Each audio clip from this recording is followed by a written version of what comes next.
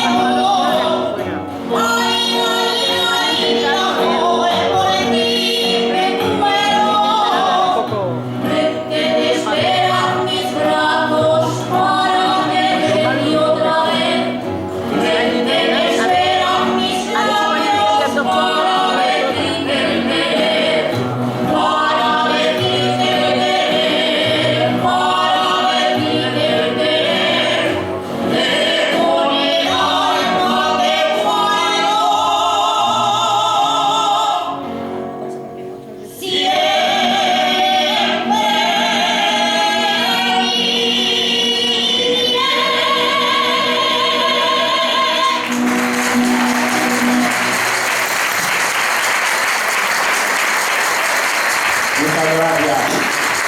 Muchas gracias.